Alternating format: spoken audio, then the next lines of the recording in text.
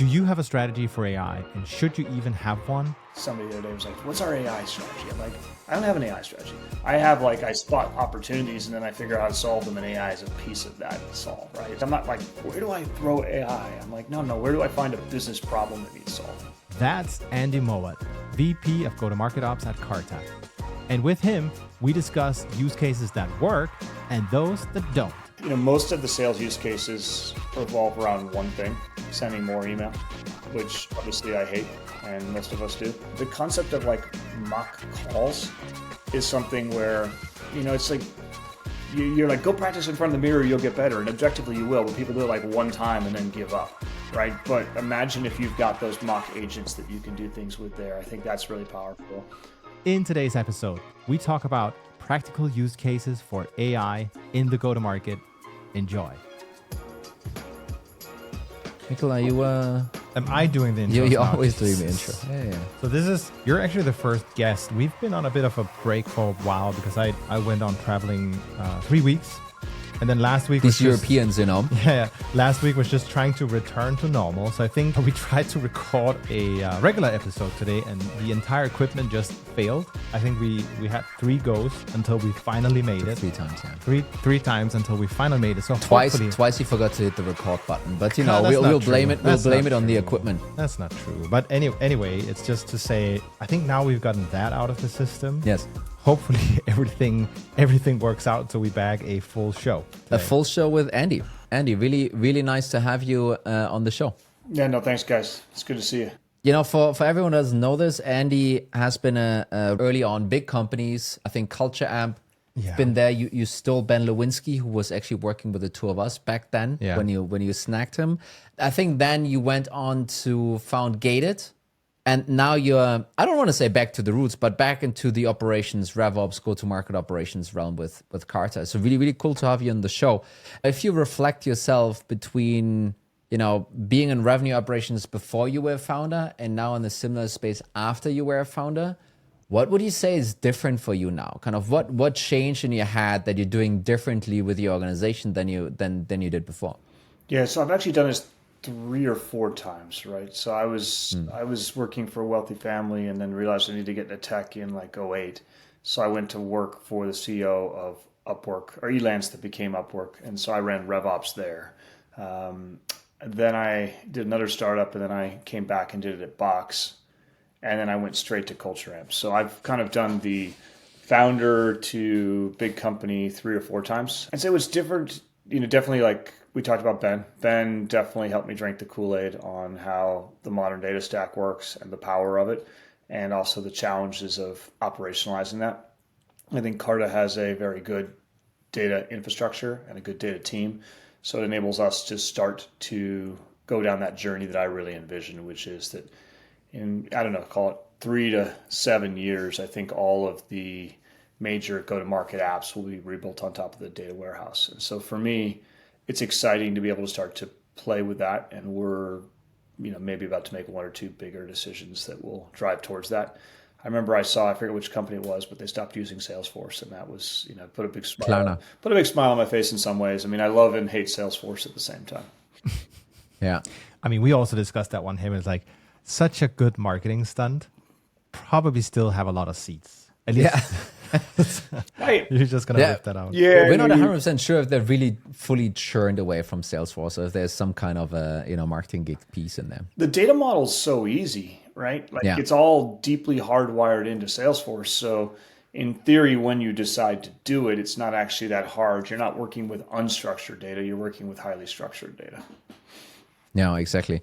But I think kind of getting that switch done, and Klarna's not a small organization, right? No. It's like 1,000 employees plus something. But to be fair, they made it smaller before cutting Salesforce. Well, that's probably true. But, yes, kind of there's the whole realization around the data stack. But is there, it would be great to kind of see or kind of hear maybe a story where you maybe kind of changed your way of thinking around, revenue operations or go-to-market operations after founding Gated. Actually, is there something stand out for you where like, hey, you know what, actually I used to do it like this, and now that I've seen and founded a company, again to your point, kind of I actually changed my mind on this?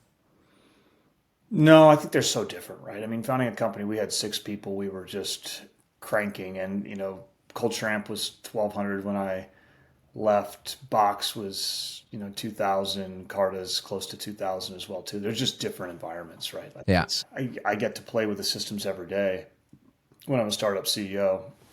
When I'm running RevOps or go-to-market ops at a big company, it's a lot of like inspiring people, unlocking people, helping them understand like what they can achieve.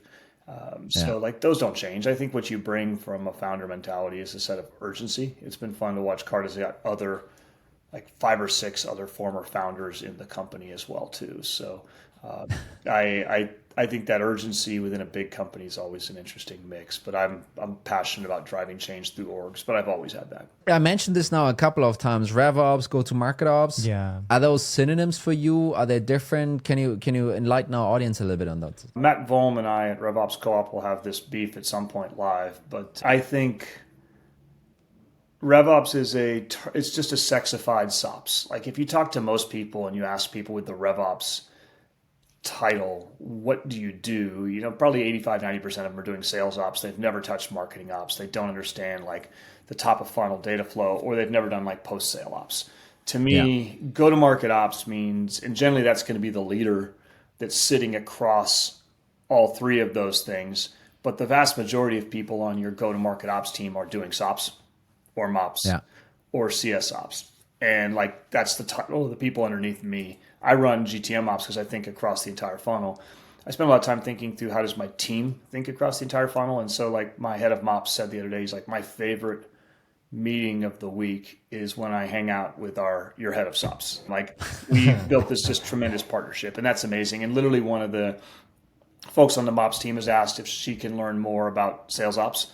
And one of the sales ops people that does routing has asked if she can learn more about there. And so I'm a big fan of moving people across my teams, right? Like Ben was a great example. He joined us to run MOPs. He ended up running SOPs. Another guy at Culture Amp was running CS ops, and he said, hey, I want to grow my career in the SOPs. And now he's running, we added like a couple areas of SOPs to him as well too. So I'm a big fan of if you've got good people, cross-pollinating them. I think it works really well. But man, I think RevOps is just, you've seen that before. Like demand gen becomes growth marketing, or all these other things. It's just a sexier term for the same thing. We need to attract more talent. What do? New title. Yeah. No, so I mean, that's almost a thing, like, right? Because so you're a sanitation engineer rather than a janitor or something like that. Yeah, exactly. That's exactly what it is. But the thing is, right, from a vision perspective, what have all of us thought RevOps was going to be is kind of what you're saying about go-to-market ops is to you, right? It's really, I wonder if in 2 years from now, we're going to call it go-to-market operations, and it's, again, mostly going to be SOPs folks sitting there and doing sales forecasting and CRM cleaning. Yeah, right? you're right. It's like if you're doing deal desk or commission calcs, you're SOPs, right? You're not GTM Ops. And so, I mean, everyone retitles themselves, and I think it's just a matter of life. I guess I also believe, I remember I was sitting at a Topo conference like 8 years ago, and some guy was going to speak on RevOps. I thought that was the coolest term because I was always been like SOPs or MOPs before. And he was basically talking about collections the whole time, right? So titles just don't mean much to me. I think it's like, what do you do and what scope do you have and how well do you know the stuff? Yeah, I think it's also the classic when with some of the RevOps folks we've talked with, interviewing for a head of RevOps. And when they come in, it's like, so we need you to take over Salesforce. And that's like 95% of the job. It's like, are there any teammates in this team? No, it's just you. Great.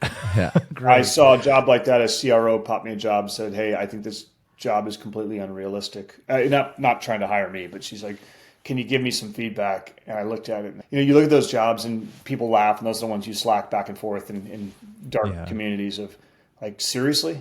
Can somebody do this with a one-person role? And maybe it's just a pet peeve of mine, but it's also like with my marketing glasses, it's just a whole lot cleaner if you come out and say in the title, we're looking for someone to manage Salesforce. Because who's going to apply for that job? Someone who wants to manage Salesforce, not someone who thinks they're going to be head of RevOps. Yeah, and there's technical sales ops people or RevOps people. There's strategic ones. There's ones that think more marketing. There's ones that think more like data. And like there's so many different profiles within the function. So I would actually kind of suggest to kind of move on to maybe the main topic we want to spend most of the time here on today, The last 2 minutes, yeah. which is basically, we've seen this massive explosion of generative AI, and everyone is thinking about how can this be used, and a bunch of funding going into the space, bunch of models coming out. Nvidia is like the biggest stock right now possible. But we wanted to spend some time with you to actually dig into some of those AI, or rather generative AI use cases in the go-to-market, right? Because I think this is still what everyone is struggling with. Is the CEO says, "Hey, we now want to apply AI to save costs and do all those wonderful things," and then really not much actually comes out of this, right? So I wanted to kind of take the opportunity with you, Andy, to go maybe through a couple of your thoughts on this. What do you think works? I know you've talked to the Clay guys. I know you talked to a couple of other folks in the space. So I'd really love to hear what you think is possible now, what maybe is around the corner, and how people should be thinking about actually applying that new technology successfully in their go-to-market. A VC asked me like 4 months ago, he's like, "Hey, do you have a list of like a market map of AI?" And I sat there and I thought, and I said, "No, I don't. But I certainly talked to a lot of AI CEOs." So I created a market map. It's on my LinkedIn. We could focus on any specific area there, but I kind of focus not on specific companies because Lord knows there's too many, and I'll talk about that in a second, but just on like the use cases that I see being applied. I think people are in the very early innings of this stuff, and I also think that you've got to rethink your data matters first and foremost. Like you can't do AI with shitty data. Maybe it can help you clean it up a little bit, but so I think that's kind of where I've personally focused at Carta, on unlocking the data side before going crazy on AI use cases. I broke it down into sales use cases, marketing use cases, data use cases, enablement, and then like support, engineering, and then just some fun stuff on the legal side. I tried to not specifically focus it on GTM, although that's probably a lot of where it is focused and where you guys geek out, but happy to pick a specific area. I'd say most of the sales use cases revolve around one thing: sending more email, which obviously I hate, and most of us do. So I've been very cautious on some of those. I'm working on an AI SDR article now with most of the CEOs there. Like we've got in a Google Doc collaborating on that. So happy to talk deeply about how I think about AI SDRs and like the sending of more email. Let's take maybe that actually first, honestly, because the whole AI SDR topic, very popular right now. Also popular with the VCs, and some of them are also growing like very rapidly, at least kind of from what I've picked up, right? Not on, yes, they might on have a net retention basis. They aren't. I was about to say they have a bit of a churn problem. But I also think we all know that now. It's funny. It's like I've talked to like 4 VCs recently. And even a reporter pinged me the other day around, how are all these AI SDR companies doing? I'm actually wondering kind of one thing. I mean, there's obviously the whole idea, well, you plug it in, they send out a gazillion-ish tailored emails, and they basically burn your TAM and your domain. Yes. And then, you see a small bump, and then you need to offboard because, hey, this didn't really work out. Yep. But I also do wonder, right? I mean, this is a new technology. Everyone is a first-time buyer. I think this also contributes to a lot of people doing like POC purchases and then just concluding, hey, it didn't work out, right? So I think some of the churn stuff that we're seeing there is rooted in this is just how this thing works, and it kind of doesn't work, and that's why you have a lot of churn. But I think you also will have a bunch of folks that are trying to do something AI and then, basically kind of failing with it because of, whatever other reason, right? So, be that as it may, kind of, yes, there's a retention problem for sure. But what's your take on the whole AI SDR space? Is that just a better email cannon, or is it something different than that? It's better email cannon, but I can break it down for you. I'd say first, I think there's a trade-off between conversion and efficiency, right? Like, I think right now you probably accept a slight decrease in conversion.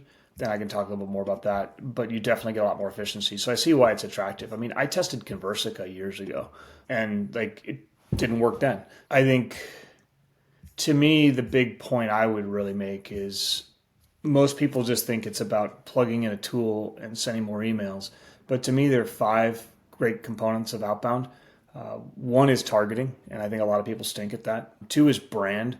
Like, it's a lot easier when you've got a great brand to do outbound, right? It's very different if you're a small little company, but if you invest in brand, and I'm a huge believer in the power of brand. I mean, we did a culture amp, we're doing it Carta. Gated was first and foremost. What assets you offer people, right? Like if you're just sending an email trying to get a meeting versus you're sending me a Warriors game or dinner, that's very different. The channels you reach people on, and then finally, what AI does is the message. And like that's the only piece that they are really doing. And so if you want to do great outbound, you got to do all five of those well. And then you're basically saying like, well, the AI piece is not solving outbound, it's solving the messaging bit. And that's kind of it, right? That is it. Yeah. I mean, it could over time solve, I guess there's like a sixth piece, which is the data, but I didn't include that piece because I figured that's kind of a given. But yeah, the AI solves a very small portion of it, but I think most people believe that solves everything, right? And like when you've got a new tactic, right? Like you're doing people movement, or you've got like when Aaron Ross wrote Predictable Revenue, those were like new tactics. Like then messaging alone might work, but given the fact that everyone's pummeling it with the same tactics at greater and greater scale, like messaging alone will not succeed for outbound. It's funny. I think there's a lot of comparisons into marketing in this conversation that I'm just picking up off, given my experience. And there's this classic saying that marketers ruin everything. When one tactic starts working, the whole market just piles on, and then the tactic becomes inefficient. You are so right. And that's our job, is to kill a tactic. Well, the irony is people share their tactics, which I don't get, right? Like, if you've got something that's working, don't get on a fucking podcast and talk about it. Like, just you're going to make more money just by doing that tactic over and over and over again. Don't write a book about it. That's why he's giving all these evasive answers. Let's come with some of the good stuff. No, sorry, I'm just no. You're right. We do have good stuff. Like I always push the limits on growth loops and unique data sources for sure. Like those things can help a lot. But I think it's also just when I look at the list you wrote down on what great outbound looks like, right? Yeah. You gave us 4 or 5 different elements to be a plane. We say messaging, that's kind of done. AI can do it. But the rest, it can't really. Aren't there any workflow and AI assisted tools out there that can help in some of those elements? Because I think what we've heard from someone like Kyle Coleman is you need to have a human in the loop, right? Yep. So we'll come back to message and human in the loop in a second. Like channel, it's just really hard to innovate in that, right? Like if you find a new channel, go hit it hard, right? Like every time LinkedIn opens up a new marketing feature, the ROIs are going to be huge, right? Like we're always looking for new channels. They're hard to find. I don't think AI is going to help you there. Assets, I've seen some cool companies where they're using AI to generate assets, but like that's just content assets. Like I don't want more of that. What I want is like small group. Like when someone's going to engage me is like send me a small group dinner with 10 top people that are my peers, right? Send me to a Warrior game. Send me some really unique differentiated swag. Recently somebody sent our CRO a bobblehead of him, right? Like that stuff is just, you're going to take the meeting, right? So like people just aren't innovating there. I think brand, like AI can't help you with brand. Like you've got to really, your company has to deeply believe in brand. And then targeting, but it's like great product marketing, right? Like it's art versus science, right? And you've got to really understand that stuff, and you've got to be super disciplined. And then it can help, like once you have that piece, it can help. But I think a lot of people are just like spray and pray, right? And so I would take your list of 10,000 with a 1% or 0.5% response rate, narrow it down to 1,000, and really focus in on like great assets and great branding. So that's the outbound piece. In sales itself, do you see another application or another way to use AI that's starting to work out, or where you have a little bit more hopes than the SDR application? Yeah, I love the enablement use case. I think there's some really, I have been along with some of our good enablement team, like kind of rebuilding it and really like investing deeply there. I've got kind of like 5 or 6 use cases there. I think search glean is amazing. Curation of knowledge and contextualizing knowledge, Docket with Arjun is pretty cool. The concept of like mock calls is something where, it's like, you're like, go practice in front of the mirror, you'll get better. And objectively you will, but people do it like one time and then give up, right? But imagine if you've got those mock agents that you can do things with there. I think that's really powerful. Yeah. Sales deck generation, like all those types of things are like easy, quick wins on enablement use cases for AI. Yeah. And here's the thing, like none of them mess with your brand. I lived on top of outbound. We filtered 2 billion emails. Like that's what I did before Carta. When we turned off gated, I got swamped with email when I joined Carta, and so I just wrote at the bottom of my LinkedIn profile, I care about Keanu. He's pretty awesome. If you include that in your outbound, you'll get through. Otherwise, you will get marked as spam. And I will tell you, like less than half of 1% of people do, and the people that do get a reply, and everyone else gets marked as spam. And one woman from SalesLoft sent the most amazing email. She's like, "Do you want to take the red pill or the blue pill?" Da, da, da, da, da. Like to your point, like human in the loop, right? Like I don't want, and I've gotten really aligned with our head of SDR on this. We're not here to have AI send generated emails. Ideally, AI does everything else, but you still let the rep have creativity. Because AI is not going to go like the danger with giving AI creativity. I forget what the term of the slider is, but you're going to send some really shitty stuff that's going to nuke your brand, right? So you need creativity with like discipline at the same time, and AI can't give you that. And so I'd literally give people a roadmap to my inbox, and nobody takes it. It's so funny. Like I think I saw Alina Vanderberg from Chili Piper also sharing that she was in a discussion with an AI SDR that kept on telling her, in spite of her saying, "I don't need this thing, period." It's like, no, you need it. Here's 3 reasons why. It's just like kept on going. So I agree. It can be really dangerous. Well, also like if the Reggie folks said it well, there's like 2 things you can't automate. And I believe there's more you probably shouldn't automate, but the reply and the phone call. But like if somebody replies to you, that is deeper down funnel. And you don't want to AI bot that. When whoever AI botted Alina, you lost her, right? Like you took something that was worth like at the first level, it's very cheap, but like an engaged prospect in your ICP is worth a couple $100. And so like, why would you put AI on there? Because if somebody figures out they're getting AI botted, they're out there, they're gone. And that's your brand as well too.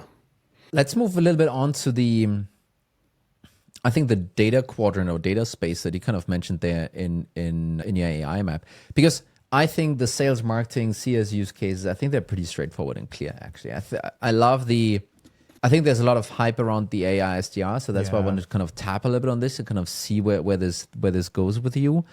But in terms of the data space in AI, I think many people are extremely clueless. What is the application? Why would you kind of, how could you actually use it there? So I'd love to hear what you're seeing, and also with your rather unique view of, hey, let's just build all of this on top of a data warehouse and be done with it, right? Would love to hear a little bit of your thoughts on this.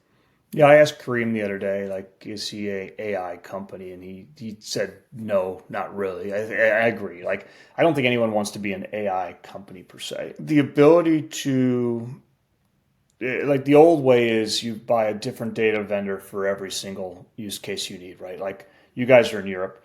At Culture Amp, our European reps expensed Lucia, or Lusha, I don't know how you say it, but because they needed like SMB phone numbers for Europe. And I'm like, crap. Now I got to go do another deal with another vendor. And we ended up doing that deal.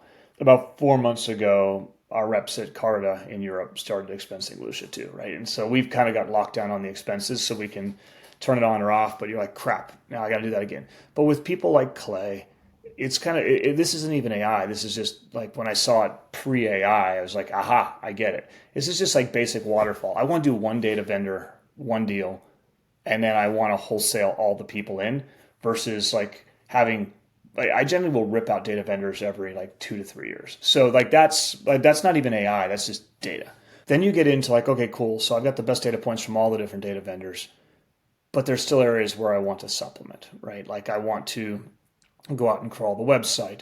I don't like the industry classification from LinkedIn. I want to normalize that. Like that's where AI and I mean, effectively what you've got with Clay is you've got a waterfall. Could have done it pre-AI. Probably they were doing it pre-AI. You've got a scraping bot. Like I used to buy those all the time on Upwork. Now I don't need to because I can use Clay. And then you've got some AI on top of that. But I wouldn't put it as like an AI solution.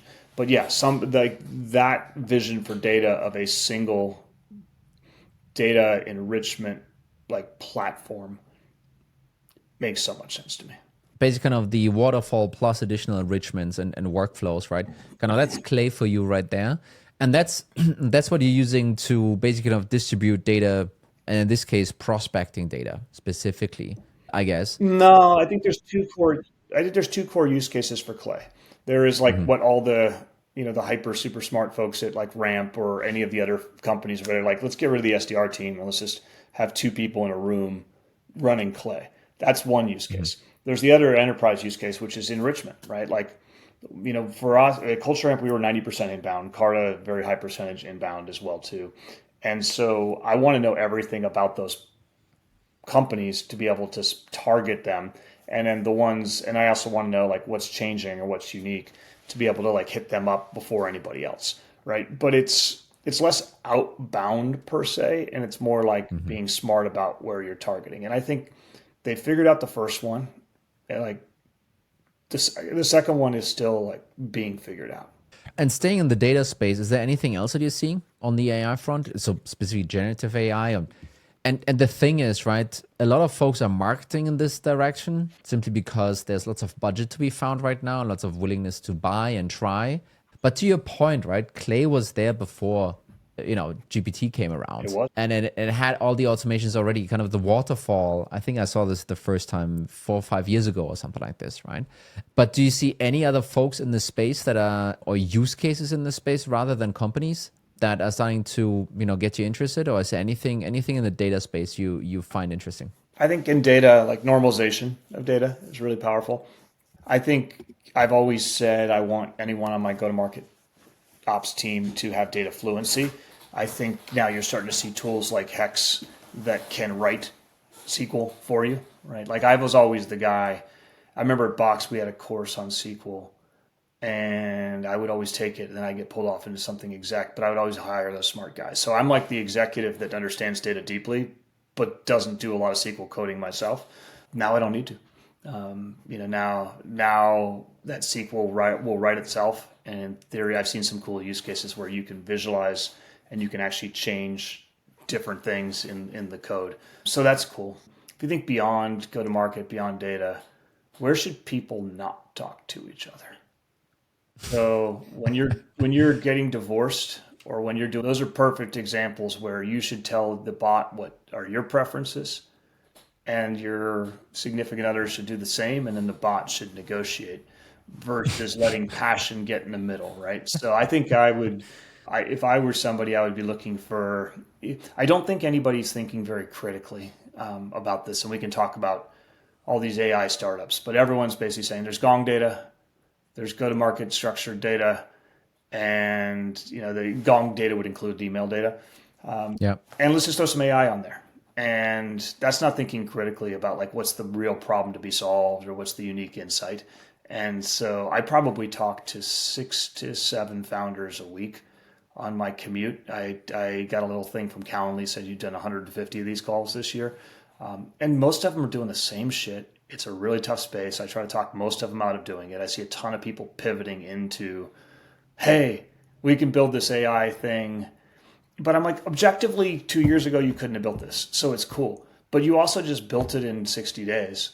So like, do you think some other people might be building this thing too? And do you think it's going to be really, really crowded? And so I think there's just this mass of AI companies that like are going to just bang their heads against a wall for a year and a half selling it and then give up. But don't you think that's also a result of the space getting an immense amount of funding? So a lot of those companies can get created in the first place. I think I'm just thinking this probably is pretty normal when you have such a foundational new technology. Like you always have this wave basically kind of going through the space, right? And definitely a lot of them going to die. Like I'm just thinking about the digital camera when that arrived. A lot of folks didn't succeed there. Even Apple, they had like binocular looking digital cameras. So a lot of folks, they just got it straight up wrong in the process. And I think a lot of money got burned as well. Yeah, I think you're right. I think VCs are disciplined enough that they're not investing in these things much anymore. But every single person is like when you pivot into like, there's like three logical places to pivot, right? Everyone's like, oh, what can we do with AI? And like, where's a good data set? And then you end up pivoting to the same place, right? Like I literally talked to 3 founders last week that are pivoting into versions of using go-to-market data and AI to solve your go-to-market problems. And so like, I think this is it's just a wasteland right now for this stuff. We kind of said 3 AI use cases. Now, we talked a bit about Yes. outbound. We talked a bit about, I would say, data.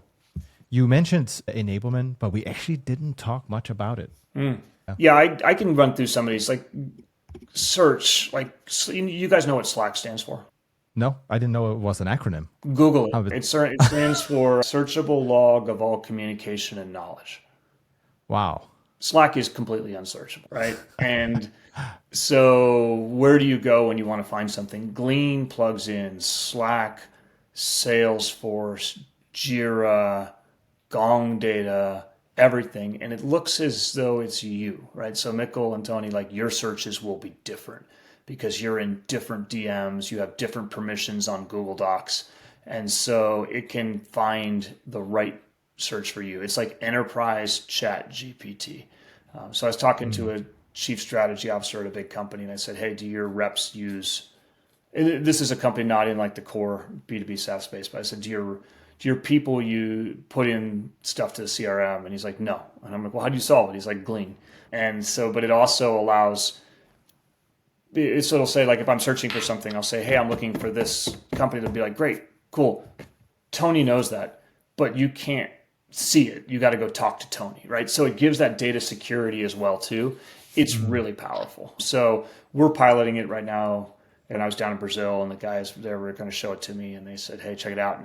And so they asked it a question. So I was like, where does the team go for lunch, and what do they like to eat? And it literally knew the answer to that question, right? So it's like, it's pretty impressive. So that'd be one. Imagine, now, even if you have the world's most amazing search, you have to know how to ask a question.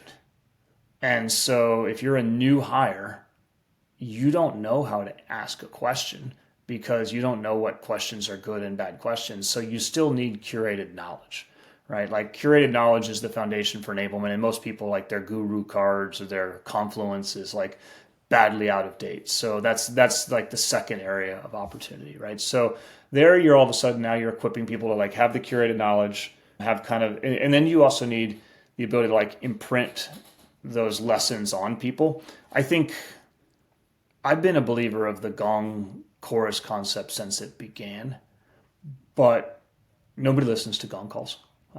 It's the reality. Like nobody has the time, and so there's some people innovating on the ability to like actually pull real insights out rather than talk time or or something like that. Like those, we literally did an analysis at Carta on talk time versus our best reps, and it was like inversely correlated, right? Like by that I mean that the best reps were not the ones that talked the least. And so like there's so many of these like dumb high level insights that aren't actually valuable.